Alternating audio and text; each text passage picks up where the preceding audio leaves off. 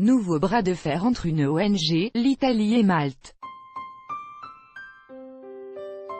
L'organisation non gouvernementale espagnole Proactiva Open Air MS a indiqué ce samedi sur Twitter que son navire transportant les 59 migrants secourus se dirigeait vers un port sûr, mais il était impossible de savoir où le bateau jetterait l'ancre.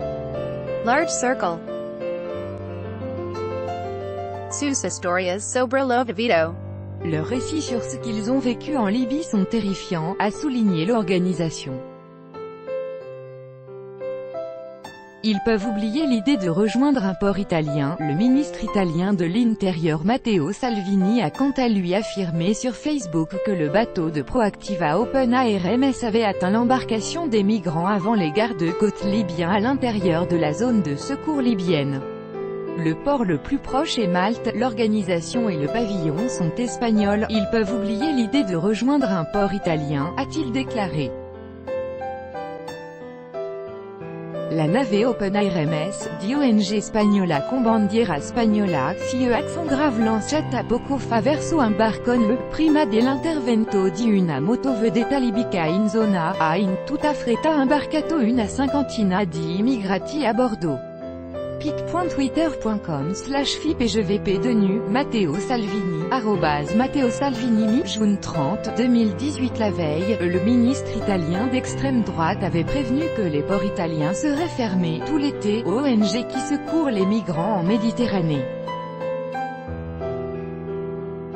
Une version contestée par Malte de son côté, le ministre maltais de l'Intérieur Michael Farrugia a contesté la version des faits exposée par Matteo Salvini, affirmant que les migrants avaient été secourus dans une zone située entre la Libye et le port italien de Lampedusa. A rete de répondre de informations inexactes en des segments Malta sans aucune raison, a-t-il déclaré sur Twitter, et Matteo Salvini mi solo per chiarire che intervento. La smetta di diffondere notizie scorrette tirando in ballo Malta senza alcuna ragione. Pubbliciamo mappa così tutti possono constatare.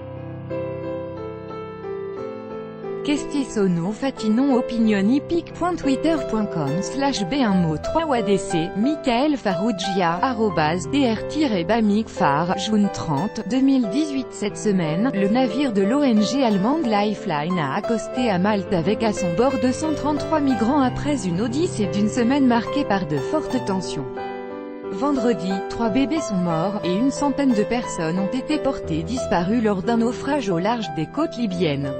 Après des semaines de tensions, les dirigeants de l'Union européenne sont parvenus vendredi à un compromis qui propose la création de plateformes de débarquement de migrants en dehors de l'UE pour dissuader les traversées de la Méditerranée.